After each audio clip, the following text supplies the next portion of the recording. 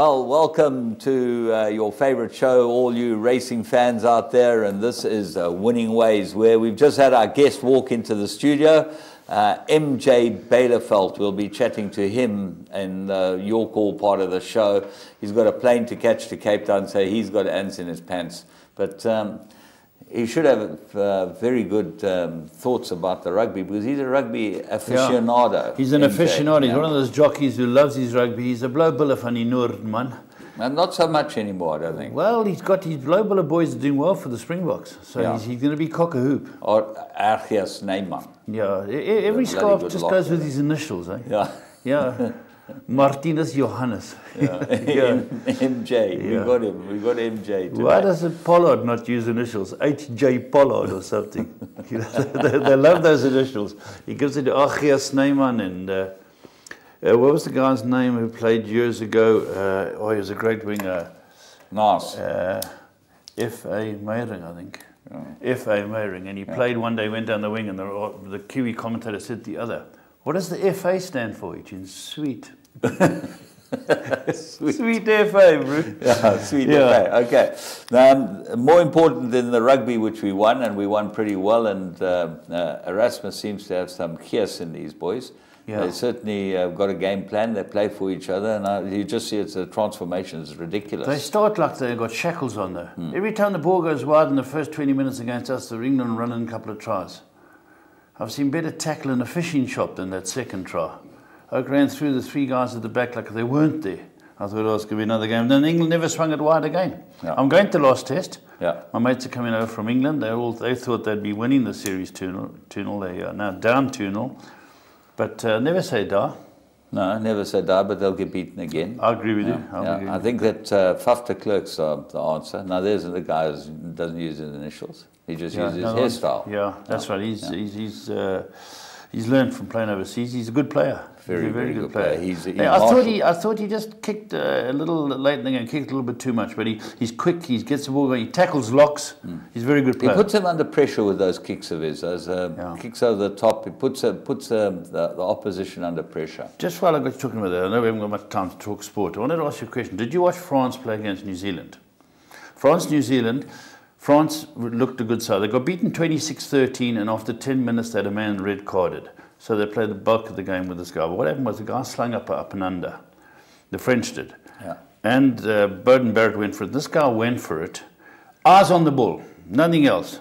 Got bumped, but he turned like it, and he hit him from halfway back. And unfortunately, the guy landed on his head. Red card. It's completely, the game was over. There's millions who turned up to watch it, and the millions who gone to go watch the game. They showed us, the commentators in New Zealand talking about it, said, it has to be a yellow card. The game's over as a contest. He had no intention but to anything but to go for the ball. That the other guy got higher than him and spun him and landed on his head, it's a red card. That's the contest over, James. It's completely, and they say, the Kiwi commentator said, you have to change the rule. The rule is, if it's intentional, send him off. If it's an accident, it's a yellow card. Who makes the rule? The refs? No, the rugby bodies. Yeah, but the refs actually they've got it. The contest is over, you know. Yeah. And James, they lost 26-13 with 14 men. Yeah. Hey, listen, did you watch the Irish give the Australians one to go on with? Yeah, the Irish good side. Yeah. More importantly, I watched the golf until the finish last night. Amazing, James. What you call him, groundsman or golf course manager? Yeah. How do you make it so tough, James? They made it tough the first 2 days, and they eased up on them. Because the last day, the golf course was a totally different golf course. They'd watered it, and obviously, so the ball didn't run as much on the greens, and it was a fantastic last day's golf. +1. Unbelievable. No one shot under par. The best golfers in the world. Yeah, but that's a tough golf course. And there's not one pond on the place, where there's one pond. There's not a bit of water. There are no trees to get caught up in. All there is grass and wind, you know. The grass is that. But and last touch on the golf. What was your take on Mickelson? I think I've watched it, James. I tell you what, I watched it happen live, and I thought you can't be serious. You cannot be doing He must have this. lost his cool terribly. Well, you see, he explained it, and with justification, that you take a 2-shot penalty if you hit a moving ball. Now, everyone has now gone on social media and said, what happens if you're on the 16th at Augusta and you're putting it into the water, okay, where you now got to go behind the hazard and go and play over again. Now you're going to take a 4 or 5-shot penalty and you go and stop it and tap it in. That's not the spirit of the game. That's not the spirit of the game. Certainly not from James, Nicholson. do you know what at your par 5, you stick it on for 2, but it's you're putting on a dining room table. You know, anything can happen. You putt it, you see, whoa, I'm not going to get this back in. You stop it. Yeah. You get 2 shots, you get par. It absolutely makes no sense whatsoever. Anyway, we've got to push on. We want to talk about the World Cup quickly. Yes. The old Germans showed that they're old. Yeah. Okay. They're Fantastic for Mexico. Fantastic. It looked dangerous in the break. And then the Swiss hung on. You know, we thought they had more holes than Swiss cheese or whatever. But Brazil couldn't beat them. Yeah. That's this game. There aren't really bad sides. The worst I've seen is Saudi Arabia at this tournament. Well, England got to play Tunisia today. Big crowd. Tunisia is the best African team at the moment. Yeah. It'll be a great game. I hope the English win. I'm an English supporter. Okay, well, there we go. That's the sport for the weekend, and we certainly have had a wonderful sporting weekend. We're going to now have a look at 3 that you should have a look at to follow.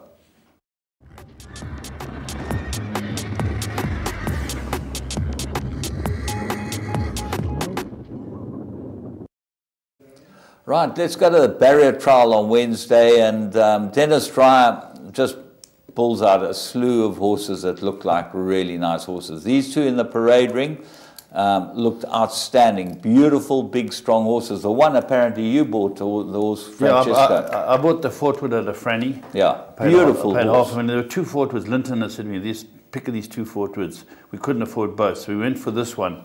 He's a beautiful, beautiful horse. And then I had a dispute with the part owner, and the horse moved from me. What a pity, because he's a really nice horse. He really is. And he's gone to Dennis Dreyer, and let Dennis handle the guy. And let's hope it turns out to be a good horse, because to me, I thought I'm going to buy a big horse at these sales, and this was my big horse.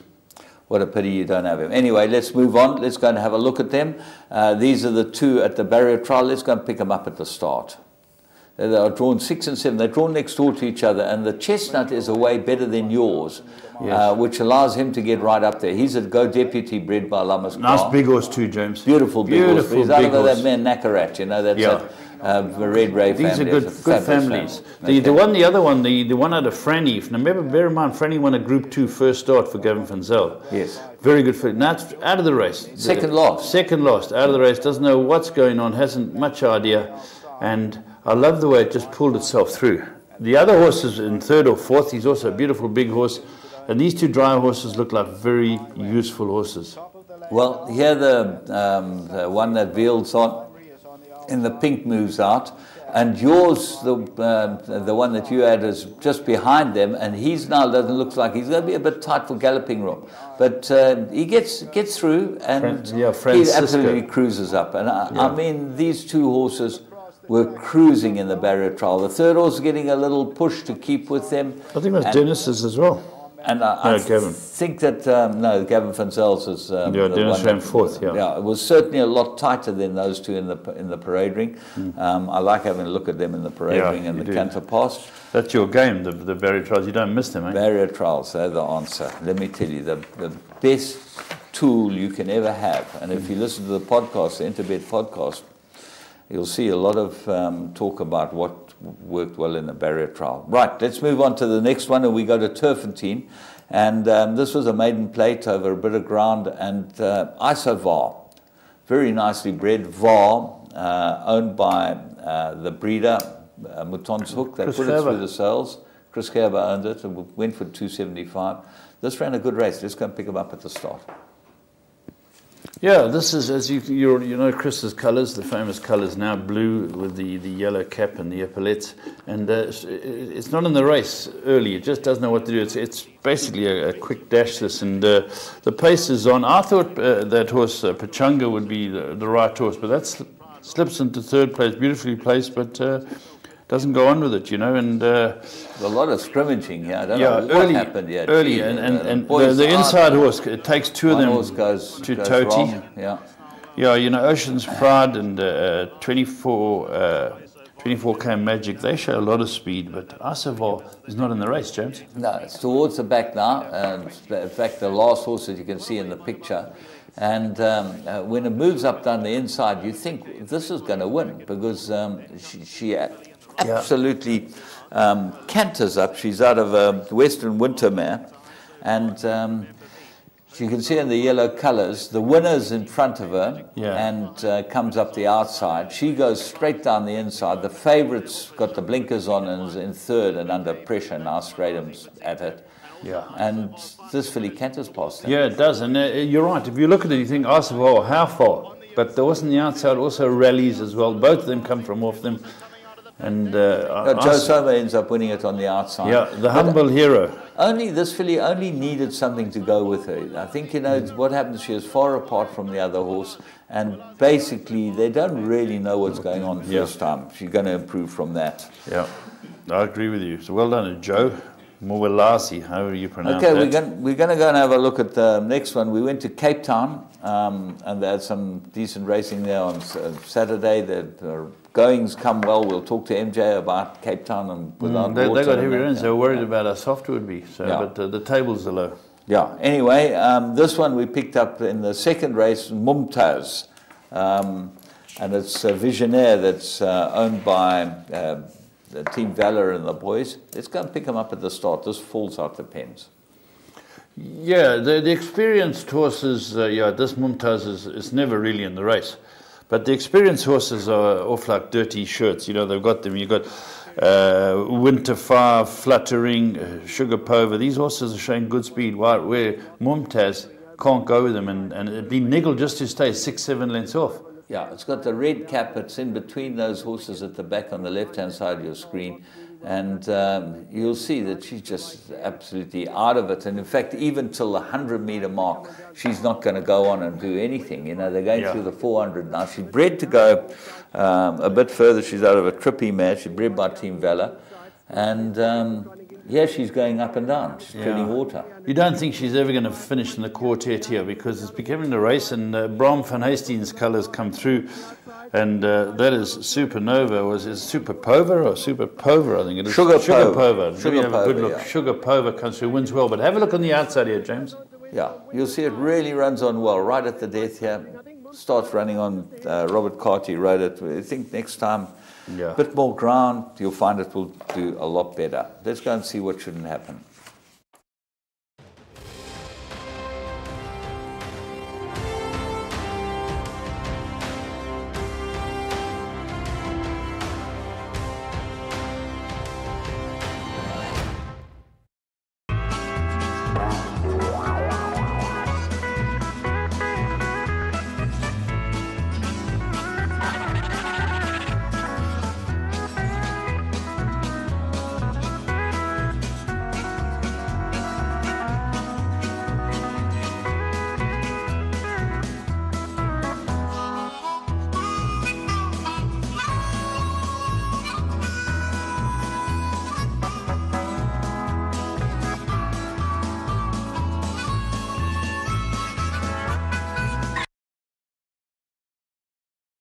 I'll watch the new version, full and unabridged, on www.goldcircle.co.za. That's the YouTube channel, and you'll see exactly what does happen. We're going to move to the Plum of the Week, and let's see what we find here.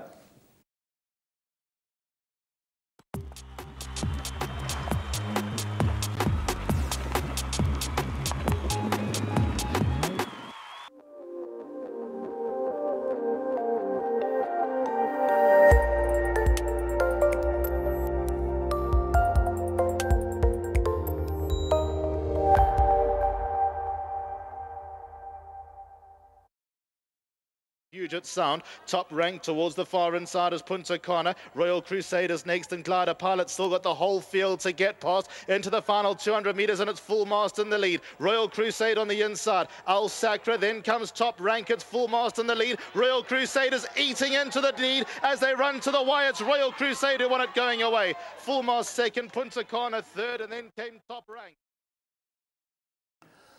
Well, remember, this horse had run in all the features, run behind Mug's Hood, Lobo's Legend, the whole team of them. And he was now in a graduation plate. And at these type of weights, you could not ignore this horse. You could have gotten 4-1 on Interbet. He started 3-1, 33-10. You could have got 4-1. In fact, there was a touch of 9-2 available about this horse. Royal Crusade, absolute, looked like the blinder. Yeah, the plum of the week. Interbet, the place to get your bets on, and certainly you'll get the best price there. We're going to take a break and we'll be back.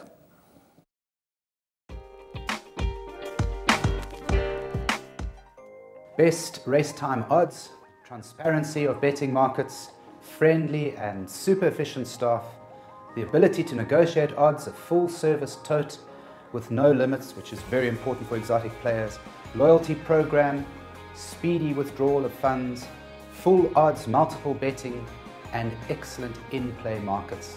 These are just some of the many reasons that come to mind as to why I believe, as a serious punter, there is no online operator in South Africa that can realistically come close to matching what Interbet has to offer. Put simply, there's no other site like it, and the ability to negotiate odds adds to my fun and enjoyment. Interbet, where the professionals bet.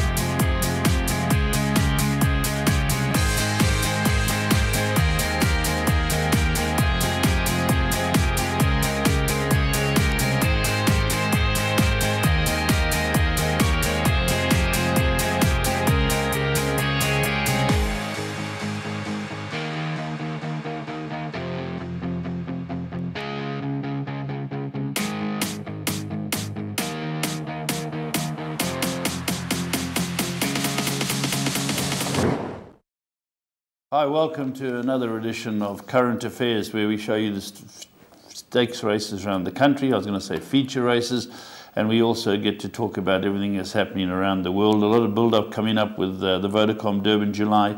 Of course, we've got Royal Ascot coming up. We've had horses doing well, and James, quite a bit of news today. Let's kick off with the Post Merchants, which was a triumph for you. Your horse has been very unlucky not to run last time. He hurt himself, and he came back. This is one of the gutsiest horses I've ever seen. I chatted to your owner afterwards, and he was so excited. He told me a story about how he bought it. Yeah. He said he was coerced into buying it on a golf course. That's right. He was on a golf course. Mark Curry. Come into this horse, yeah. And he said, but that's Mark. Mark is one of the... He's an incredibly good guy to train for. Yeah. Very generous man, very, always interested in helping, and a smart man. You've got nice patrons in this, Louis. Yeah, Louis the legend. Yeah. Louis the legend, he calls himself. He's in Dark Moon Rising as well. So good to them. They're having a lot of fun, and this horse has done well. And Chris Birch, the Birch brothers bred it, and they followed. And we were sent photographs. I love Judd Potts, and they were sent photographs of him as he grew up. He got the shoes when he went to sales. They really followed this horse. I think the Birches thought, well, Crystal, this is going to be a top horse, and they were right. Yeah. Well done to them. Let's go pick him up at the start and see Sniper Shot winning the Post Merchants. What a triumph. Attenborough's on the outside, that's in the black, followed by Pure Blonde, who's about 2 or 3 lengths off the lead. Then Sniper Shot, Vane Calder. Mombella near the rail with the black cap. They're followed by Rock of Africa. Further back in the field is Hoist the Mast, who's giving them about 8 or 9 lengths start at this stage. They're followed by Bishop's Bounty and Too Fat to Fly. Post Merchants is led by Black Cat Back. Wonderwall in the blue is second. Attenborough's in the black. Near the rail is Legislate, Our Mate Art, Pure Blonde on the outside, then Vane Calder followed by Sniper Shot. Top of the lane, Black Cat Back by 2. Wonderwall, Attenborough. Down the inside, Our Mate Art. And on the inside, Vane Calder. Sniper Shot's also trying to run on. Black Cat Back's the leader at the 200. Sniper Shot's trying to close it down on the inside. Vane Calder. Black Cat Back and Sniper Shot. Sniper Shot, Black Cat Back. Sniper Shot won it. Black Cat Back second. Vane Calder and Pure Blonde.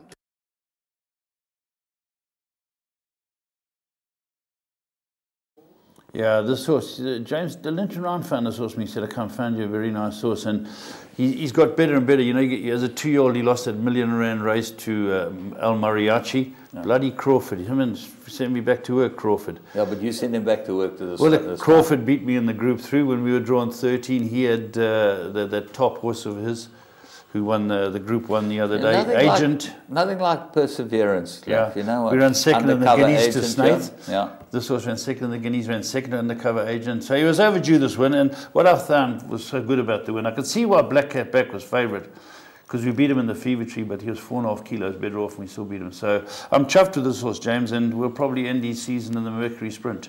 Yeah, well, that's a big one. That's weight for age. Yeah. £1 million Group 1. Yeah, and he's done well, come well out of the race. And he's a bull. He's a bull. And it's funny, it just seems like 6 to 7 furlongs looks like his best trip. I know that he's done well over a mile, but... yeah, he ran well. He's travelled a mile also once. Quickens up well like that. That's his strength. He quickens up, and he's very good. So I'm absolutely chuffed for the breeders because they followed his career through every run with me, and the owners, the legends. Yeah, I thought Tamela rode a particularly good race. Very good. Never went for the stick. Yeah. That shows he's a very good rider today, and I'm really chuffed. So all in all, it was a big win for us, James. Good luck to you guys. Thank you. Now I just follow up with the July. Sorry? Yeah, we've got to follow up with the July. Dark Moon Rising, Dark beauty. Moon Rising. Knowing Louis the Legend will probably do well for him. Okay. We're going to talk about some other things that are going on here. And obviously the other big race over the weekend was the Prix Diane, which is the biggest fillies race in France. And it was won by Carl Burke with the Sione mare. Lawrence, she's another one of these hard knockers, does everything right. Lawrence, Laurens. Okay, she's by Sione. Sione's like Lawrence Werner's. Yeah, Lawrence Werner's. But it's different. Yeah, Lawrence Werner. And out of a Cape Cross mare, Sione is the big thing in France at the moment. Good stallion. He's a very, very good stallion. Okay. Talking about stallion, Zoostar. James Zoostar's a good stallion. Yeah, well, he's shuttling now to England. He's going to Tween Hills Stud in Gloucestershire. And he produced a slipper winner this year, I think. I think so. Yeah. We've got one in this country. There's a Zoostar racing here. Yeah. He's a very, very likeable stallion. You got to buy them. Yeah. So he's going there. Pat Cummings, great friend of ours. Great friend of ours. Now, there's a top man. If ever you've met a man who knows his stuff, he was involved with Tracker. Yeah. And he did all that stuff with Tracker. Then Hong Kong snapped him up, and he was basically doing a lot of good work for Hong Kong. And now he's got another job, a wonderful job.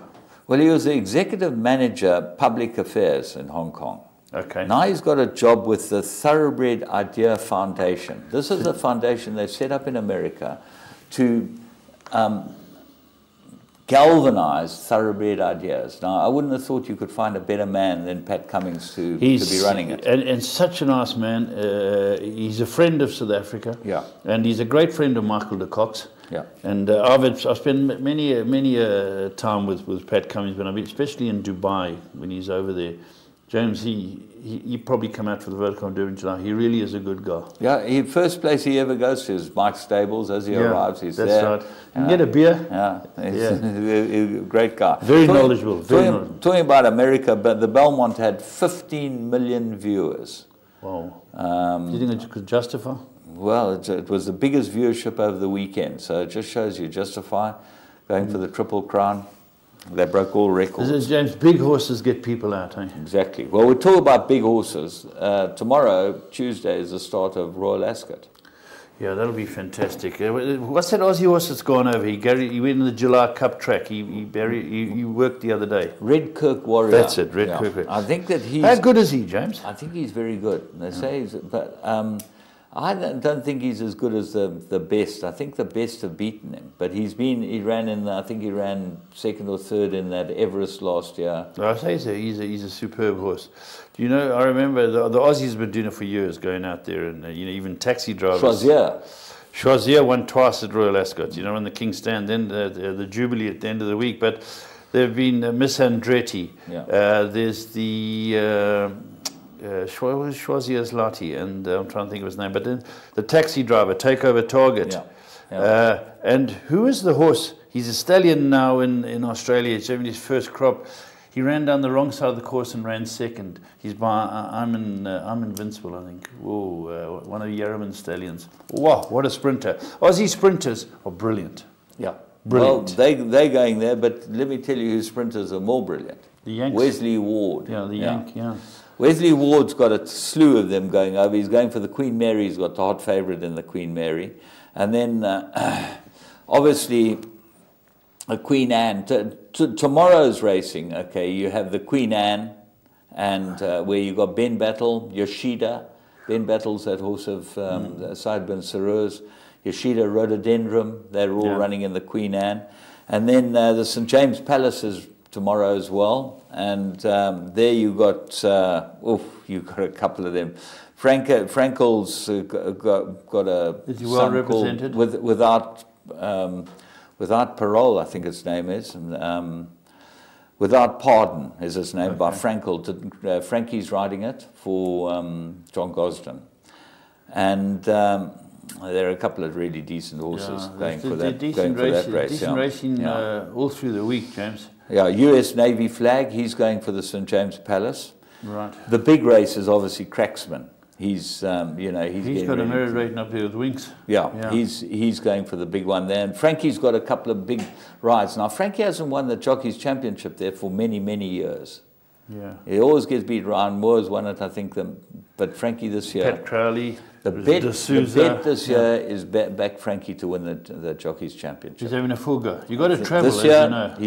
He's got no for the Jockeys Championship at Royal Ascot. Oh, sorry, I've got you. Sorry. Yeah. The Queen Mary just going back there. Batash is running for Charlie Hills and Blue Point. There's a lot of quality. James, and if I can just touch on the year that I went out for Teletrack. Yeah. Bonsky and I went out. And on the Tuesday, we watched Frankel retain his unbeaten record. The next day, I think it was Dawn Approach. The next day was Yates, and the last day was Black Caviar. I was there that year with you guys. Yeah, that's right. Yeah. How were those horses, James? You go out there and you see horses like it, unbeaten champions from all over the world. Yeah. Royal Ascot's great. It's a trip you can't miss. If you have a bucket list, you've got to put it on a bucket list. James, the sun goes down at about 10:30 at night. Yeah. They finish the last race and they go to the car park. The car park is like the Michael Javert always has a lovely picnic there, and there are a lot of our friends Mark Armstrong, and of course the Doyles. There's always a jewel on. Yeah. Just talking about big races, Stephen Foster was the big race in America, and it was won by one of my favourite horses, Pavel, the grey. He was there at the World Cup, beautiful looking grey. Doug O'Neill, Mario Gutierrez, is just some good racing, but Royal Ascot is something else, so that should be fun. Interesting to note, David Payne's got a couple of good young horses coming through as well. He won a couple of features. He ran 1 and 2 in a decent race, and he's been quoted as saying, I hope this is as good as the High Chaparral, High Ace, or Ace High, yeah, won the Victoria Derby. Won a couple of Group 1s, and so it'd be nice for him. He runs a small string, David Payne, and he still produces the goods. Great to see him winning. Talking about him winning, well, he won his claim to fame was he won the July with In Full Flight, and obviously we're getting ready for the July. We'll talk to MJ about his What's chances. MJ going to ride? Yeah, I don't know. We'll find out. That'll be interesting. It'll be interesting to find out what he's going to ride. Yeah, it's a great race to be involved in. Yeah, and then obviously the final field's on the 26th of July. Yeah, they have that big function where it's great, you know, the country watches through Teletrack and they have the draw. Find out, I remember Marsh and them drew 19 out of 20. Marsh came up with Freddie and the team. And the 28th is the compulsory gallop. The gallops, yeah. Which is famous now, your hot coffee and buns on the 28th. So it's building up. I pulled the form of the runners to try and work out who I think the final field would be. James, it's a nightmare. It is not easy. You'll get your 10 certainties, and then you've got collateral form here, there, group 3, group 2, group 1. It's not going to be easy. I'd hate to be able to, there's going to be objections. Okay, well, let's call it a day as far as this is concerned, and we'll be back with MJ Bielefeld.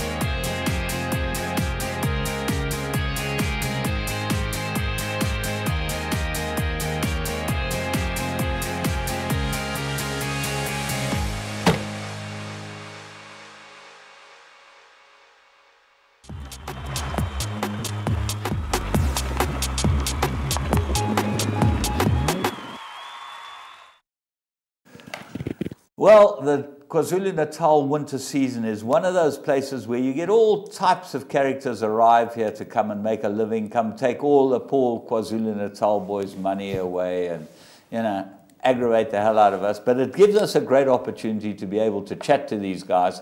And we love getting them in the studio. And one of the heroes of the Cape Town Raiders is MJ Bielefeld. MJ, nice having you here. Thank you, Mr. Gooden. Thanks very much for having me.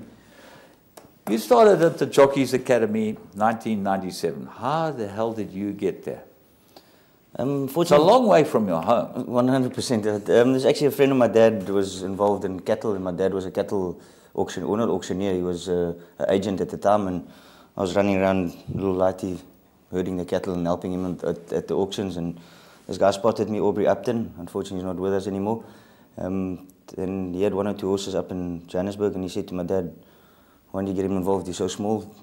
Get him to the academy." And one thing led to another, and went to 1 or 2 interviews at Turfentine and got accepted. And yeah, that's where it basically started, thanks to Aubrey Upton. And had you ever thought of being a jockey? Had you ridden horses or whatever? I suppose you rode the farm horses.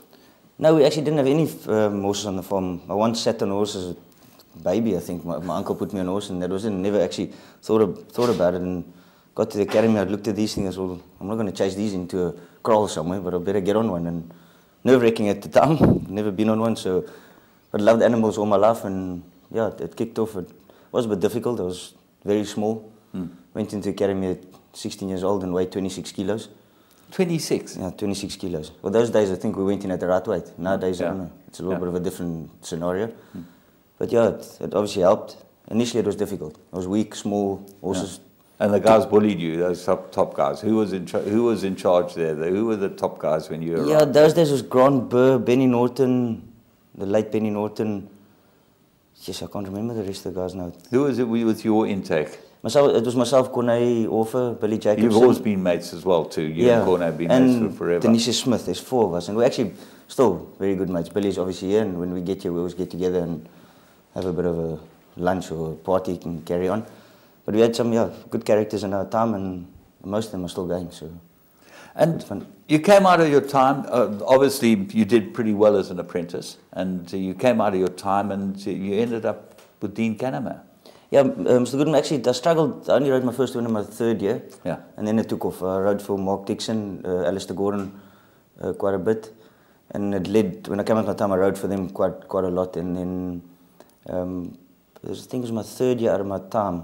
When Clem Kotson came here for the season, he actually offered me a job to go to Cape Town. I was really doing well. I was flying to PE, riding for Nick Claassen, and I think I was 3rd in the jockeys log at the time, and Glenn offered me a job, and it was difficult. When you're doing well, it's very difficult to move, and I wasn't too keen on the Cape. I don't know. I've never been there properly and never lived there, so I was very skittish about the whole thing and thought about it, and Glenn eventually convinced me, and I haven't looked back since then. And for a Blue Bull supporter, it must be very difficult to live in the Cape. There are a couple of Bull supporters there, but you know it when you're a Bull supporter when you get there. And they still, I mean, there's good camaraderie, but you love your rugby, because I chat to you often about it, and you know a lot about rugby. How do you see the rugby in this country? Is it a big change with Rassie Erasmus, looks like? yes, it was good. I've actually, the last 2 years, I must be honest, lost a bit of track because I thought there was too much of it. As a kid growing up, you think, hey, it's a Currie Cup coming up, there's a big build-up to it, and now it's every weekend, Saturday, Sunday, Monday, there's every day, there's almost rugby, and it did lose a little bit of that build-up to it, and you lose a little bit of the passion for the game. You still follow, I still follow, obviously, but recently, we walked out the jockey room last weekend, and we were 21-3 down. I thought, oh no, what are we going to go watch now? And sat down and watched the second half, and actually, it was exciting rugby, and the weekend after was even better. You see guys actually tackling properly. The defense is great. The attack is different class. There's no balls just getting kicked up and kicking possession away. The guys are working, and the youngster seems to gel, and they're playing with passion again. You must be proud of Andre Pollard, because I think that he's the key to the whole thing. You know, he seems to know when to distribute. He's grown as a fly half, hasn't he? He's just yeah, most definitely. I think he went off a little bit. I'm no expert. I'm talking about what I think. No, that's how he was injured, and they played him with injuries, and then he got injured again. And from me, had injuries in racing. If you're not 100%, it definitely affects you, and you could almost see it. If you see how he's playing now compared to then, he's definitely, you can see he's sound. He's playing with confidence, and it's working out for him.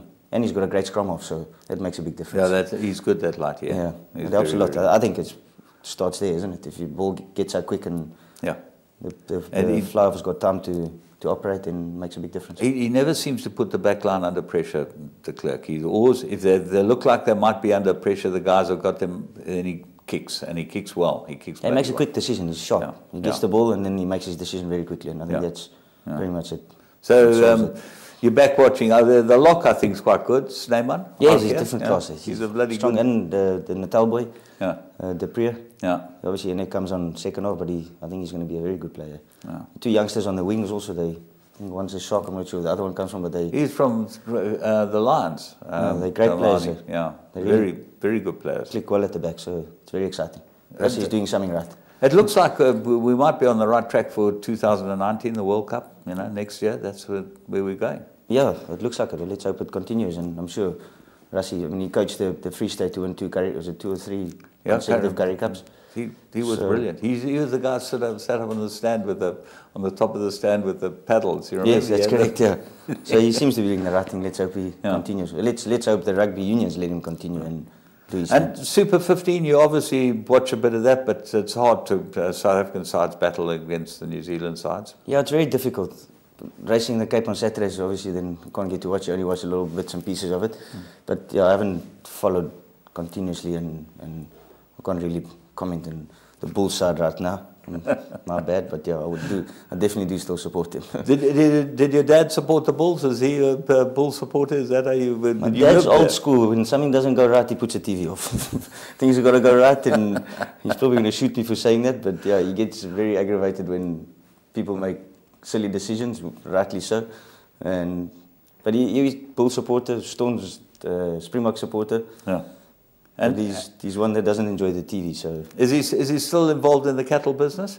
Yes, we've got a partnership. Myself, Bernard Feiderb, and my dad. We started a couple of years back, and Bernard joined us in, and we grew quite nicely. And then the drought actually sort of helped the business a little bit in culling the weaker ones and building up the herd up. And we've still got a herd going, but as you know, right now farming is not easy. And take my hat off to my dad. Yeah. He's done a very good job. We're sitting with a good herd, and it's turning around. We're hoping the rain has come, and let's hope it continues to. It's an interesting business, the cattle business, because the people are very good at it. You know, buying and selling and it's difficult. It's obviously goes on the markets as well. So the 1 month you're up, the next month you're down.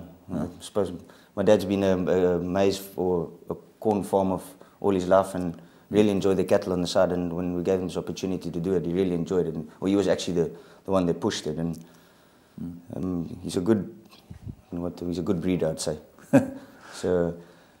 What type of cattle are they? Simmentalers or? We've got commercial. We just it's all mixed breed. My dad tries and breeds this like a proper meat cow and try and get as much weight to them as possible. And it's been from Huguenot to Bonsmara, all different types of breeds. So it's all mixture. Ligris, all sorts. You're talking about injuries, and you haven't had many bad injuries. So once you're kicked by a horse, that set you back a bit.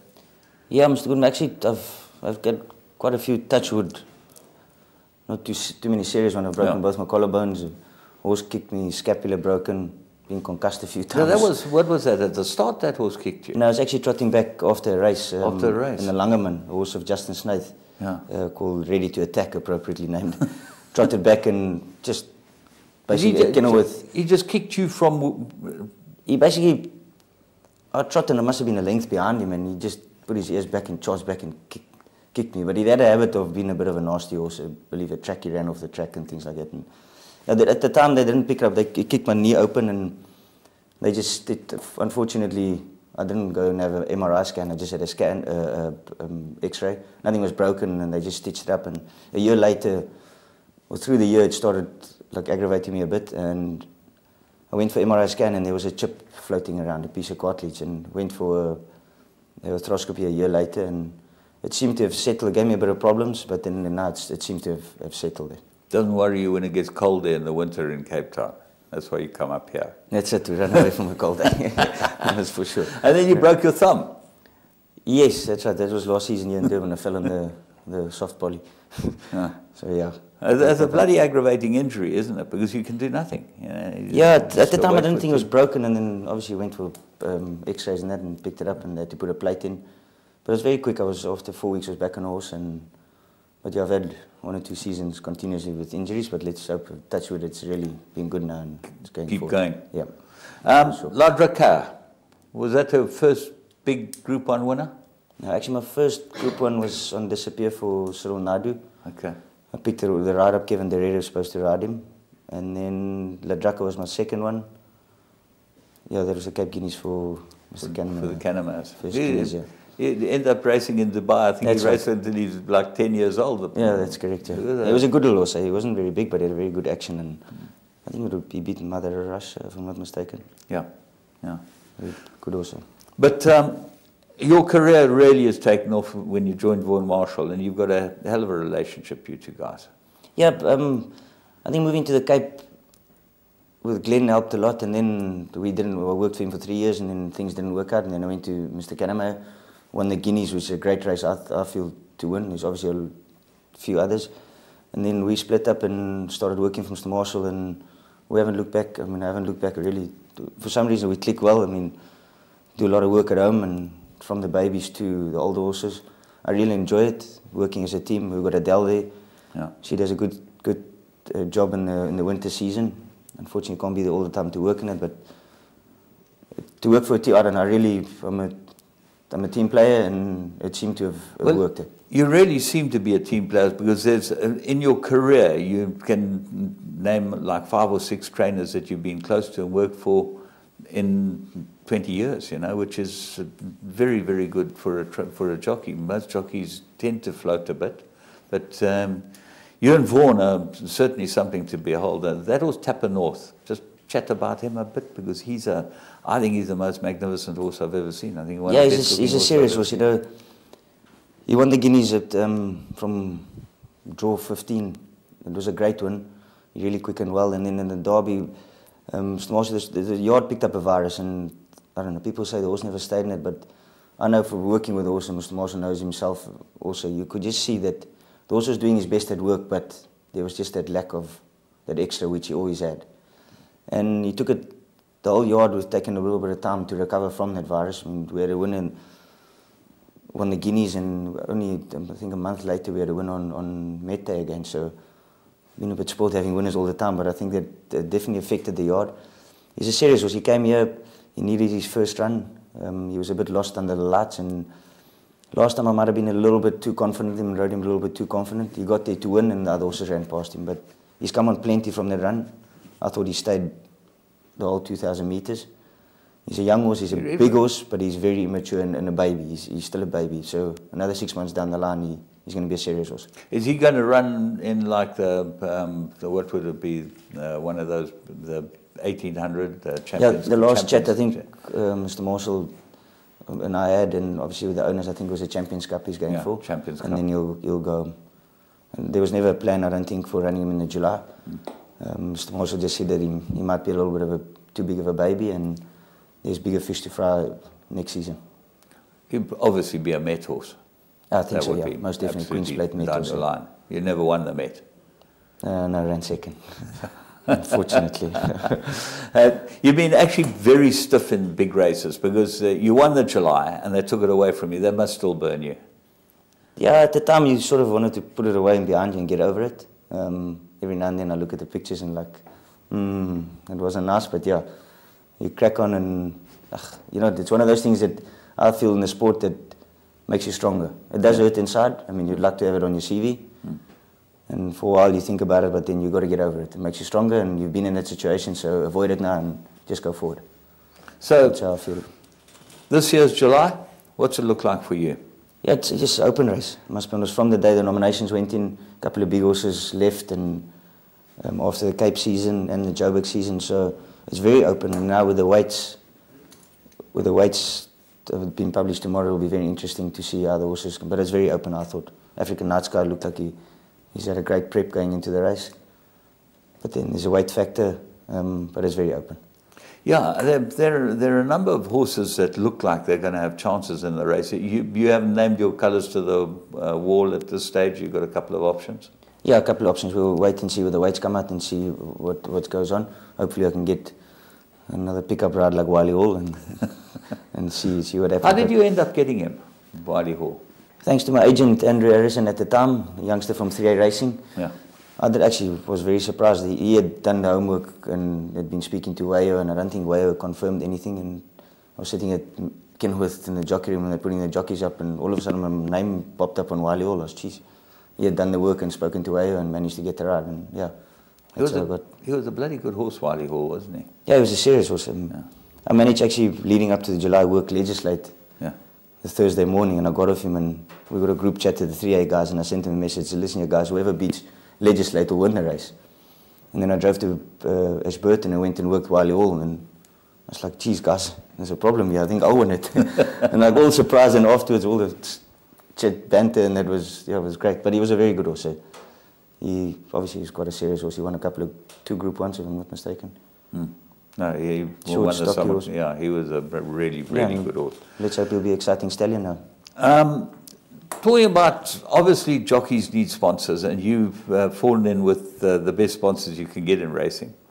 Yeah, most definitely. I'm fortunate to someone leaving the shores. Greg Sheen was their first jockey, and then he left to Hong Kong and then recommended me to Pippa, and we sat and had a discussion, and yeah, and from there I haven't looked back. They've really been great support and really a good team to be affiliated with. Do you go out to the farm often? As much as we can, yeah. But it's dangerous going there because then you want to sit and drink wine. But no, try and go there and look at the babies, and just a beautiful place to be. It's such a beautiful place, and you can get a wonderful meal there as well. You don't battle with your weight, do you? I've been a little bit fat of late, but yeah, no, I think we need to get back in the gym. No, but the restaurant is fantastic. Philip and Michael, they do a fantastic job. Pippa, great on the farm, and they've bred some brilliant horses. So it's very easy to promote the farm. They're obviously well known, and they've really been great support of mine, and I'm sure Lyle and Callan can say the same. And you're lucky that Vaughan has a wonderful relationship with him as well. You know, he's certainly been very, very good as far as supporting that farm. I think that he's probably been their biggest and longest supporter. Most definitely, and I think this year was probably one of the, I'm not 100%, I don't know the history, but this year is probably when the babies walked in and Mr. Marshall they says, there goes VAR, Oratorio, VAR. I was like, geez, where did he all come from? All from Avontier. And he said, yeah, he's been a great supporter. He obviously enjoys buying their type of horse, and and he's really been a good support to the team. I'm sure Pip and them are very grateful for that. And we've got to wrap up. Any thoughts of, firstly, coastal jockeys? I see you're quite involved with them. You do a lot of work for them? Yeah, Mr. Goodman, about 3 years ago, obviously there was a split and thing, and there were problems with the associations and things, and myself, Bernard and Greg sat and chatted to Bernard's uncle, Richard Gomes, and we just thought, listen, we need to start something new age, get a friendly thing going. Let's try and work. We're all in the sport for the benefit. To benefit of it. There's this big thing about jockeys, just take things out of it. I totally disagree to it. We thought we need to get something fresh going, and we started an association. We managed to start chatting to the operators and things like that, and we try and get some positive things to racing, and we've got a good support from the guys that are behind us, and we've been strong in respecting the way we do things. It's no use always fighting about things. I think there's the right way of doing things and approaching things, and we're very open in what we do and how we do things, and I think from the operators' side, I think they appreciate it. We've worked nicely together with them, and very proud in the guys that have supported us, and very proud in being the chairman of it. Well, you guys have done a wonderful job, because you have these like races that you put on, and then you have the Movember. You're good at growing moustaches, some of you. Yeah, definitely. Look, it's all to try and get some people, young people, to the cause of those things, and also just giving back to the game. As I said, everyone thinks we just take from it, yeah. But we actually try and support it. It is our sport. We benefit from it. So let's work together and get something going to get the people to the sport and support us even more. Well done to you guys. Most jockeys have aspirations and dreams of going overseas.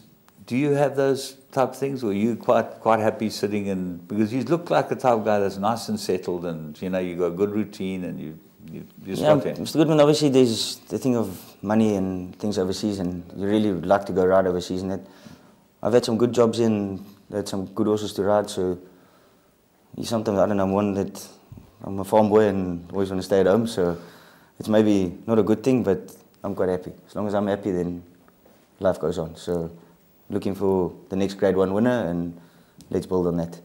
Well, we'd like to wish you all the best in your perseverance and looking for these. Everyone's got to have ambitions. You're an ambitious guy. You're good for the game. You've done us a lot of good all the years that you've been in it, and we thank you for coming in and having the pleasure to chat to you here in our studio. No, most definitely. Mr. Goodman, must say just big credit to Gold Circle. They've gone out on social media and promoted racing very well. I must say thanks for them for the season that's here, and some of the big race meetings have been well supported. The advertising, that's great. So thank you to them, and let's hope we can move forward and be a positive season to the end.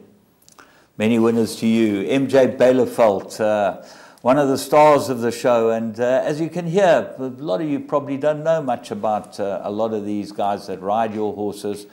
They've all got a story to tell, and wonderful to be able to get them in the show. And until next week, we wish you the best of racing.